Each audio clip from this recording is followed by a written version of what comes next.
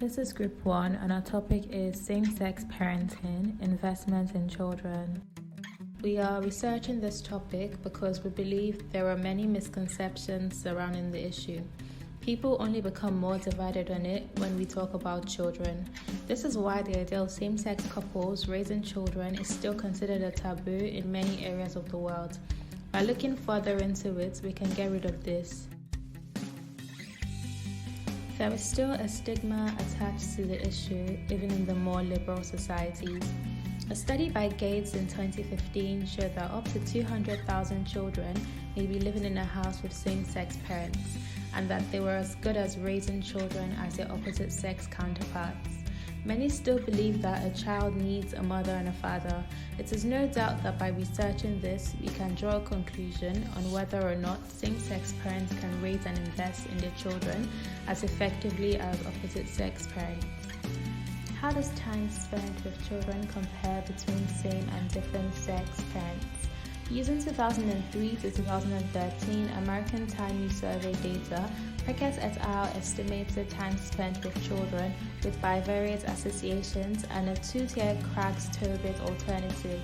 They found that children with same-sex parents experience an average approximately 3.5 hours of time investment per day, compared to just more than 2.5 hours for children with a mother and a father in the household. This suggests that children with parents in same-sex partnerships may experience more time investment overall than children of parents in different sex relationships.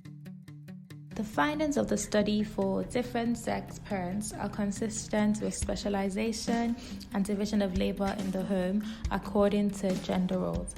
It aligns with research that suggests less specialization in the household division of labor in same-sex partnerships. So, why do gay couples invest more in their children? Well, Gary Becker suggested that children are self-produced and the total cost of producing and rearing children differs with how many resources are available to the family. Black's research of census data supports Becker's theory. Looking at couples with adopted children, the highest earner in a gay couple earned $10,000 more than in heterosexual couples. Becker stated that higher income leads to higher levels of investment in children. Therefore, this could explain why children of same-sex couples might perform highly in education. Why might gay parents be richer? Black's research highlights how few gay couples have children. 90% of gay couples and 78% of lesbian couples don't have children, compared with only 38% of straight couples. He suggests the reason gay couples are richer is because it's so costly for them to have children. In the UK, surrogacy costs around £50,000, and costs in the US can be as high as £220,000. Black goes further to say, unlike in Becker's theory, there are substitutes for having children for gay couples. In the US, because of the high price of children, gay couples consume more non-child goods. He states that gay couples deciding to live in more affluent areas such as San Francisco is a form of increased consumption in non-child goods. This paper focuses on children born in the Netherlands, notably the first country to legalise same-sex marriage. Using OLS estimation to measure standardised test scores at the end of primary education and diploma attainment at the end of secondary education, Mazrekards and co. conclude that children of same-sex parents perform better than those of opposite sex. Beginning with primary, column 2 controls for socio-economic variables, such as wealth, and the standard deviation drops. The regression to estimate school outcomes amongst children living with same-sex parents is as follows. Here, H is a dummy variable, which takes a value of 1 if the child lived with same-sex parents for at least 1 year. X represents all the control variables which differ for each specification. Therefore, the parameter we're interested in is beta 1. And thus, assuming the average error term is 0, once we take the school outcome variable for children living with different sex parents from the corresponding variable for children living with same-sex couples, we're left with beta 1, representing the influence of residing with same-sex parents on school outcomes. Column 4 controls for socio-economic variables and only includes children raised from birth. Those from same-sex perform 0.139 standard deviations higher than opposite sex. This clearly shows the adverse effect that divorce has on children, whilst children of same-sex couples from birth perform better than children with different sex parents. Children who live with same-sex parents after one parent usually the biological mother, separates, actually perform worse. The estimation results ascertain that wealth of parents and being raised from birth are both hugely important factors in educational outcome of children from same-sex parents.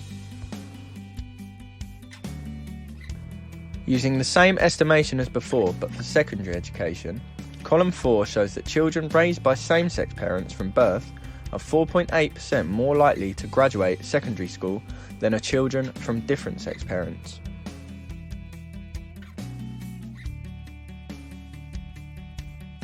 This paper by Douglas W. Allen from 2013 investigates the likelihood of children from same-sex households graduating from high school compared to other children using 2006 Canadian census data. The paper concludes children of gay and lesbian couples are only about 65% likely to graduate from high school than children of married opposite-sex couples, hence arguing the opposite of the study by Mazrakaj et al. A further breakdown of the results shows children of gay couples are only 69% as likely to have graduated from high school as children of married heterosexual couples. The children of lesbian couples are 60% as likely to graduate, daughters of gay parents are 15%, daughters of lesbian parents are 45%, sons of lesbian parents are 76%, and sons of gay parents are 61% more likely to graduate. It is quite hard to say whether one source is better or more reliable than the other. Sample size is an obvious issue apparent in both papers. The Netherlands paper compares around 2,800 children from same-sex parents to over 1 million from opposite sex. And once socio-economic variables are controlled for, and we only look at children raised from birth, this decreases to around 1,400. The Canada paper also has a relatively small sample size of around 8,600 children from same-sex households compared to well over 1 million from opposite sex. The Netherlands paper tracked educational performance all the way up to 2019 for secondary education, so it was able to use the most up-to-date cohort possible to do this. However, the data on the Canada paper may be considered outdated as it measures children from 2006. Regarding methodology, Mazrakaj and Co. do a good job of accounting for the wealth factor that we earlier touched upon. Allen in his paper controls for marital status, parents' education and child school attendance. Even with these controls in place, the results of his study stand. The Netherlands was the first country to legalise gay marriage, but Canada wasn't far behind. This seems strange as to why the educational results are so different, seeing as same-sex marriage should be somewhat of a social norm in each country. Since the Canada paper was on data from 2006 and gay marriage was only legalised in 2005, maybe the study came too soon. It could be said that simply investigating same-sex parents is too generic. As we have shown, there are varying outcomes based on the many types of family structure. Gay parents, lesbian parents, whether the child is a boy with gay parents or a girl with lesbian parents. Also looking at adoptive children and children raised from birth. Black shows that same-sex parent families tend to have fewer children. Does that have an impact? There are also a multitude of external factors that impact the results. As Black proved, same-sex parents tend to be far wealthier, and Allen hints at the fact that same-sex parents are better educated. From the Prickett paper, we can conclude that same-sex parents spend more time with their children compared to different sex. However, the sample size for same-sex parents was small and may not be very representative, as respondents of the ATUS were not explicitly asked whether their partner was of same or different sex or about their sexuality. Although both Mazrakaj and Allen leave us with opposing results, they provide us with many factors that educational attainment depends on. The Netherlands paper tells us that educational performance of children of same-sex parents is largely influenced by parental wealth and being raised from birth. The Canadian paper tells us that sons of lesbian couples are the most likely to graduate out of the 4 combinations of parents' gender and child gender. It is to be considered that if we explored this topic in 10, maybe even 5 years' time, would we have more conclusive data?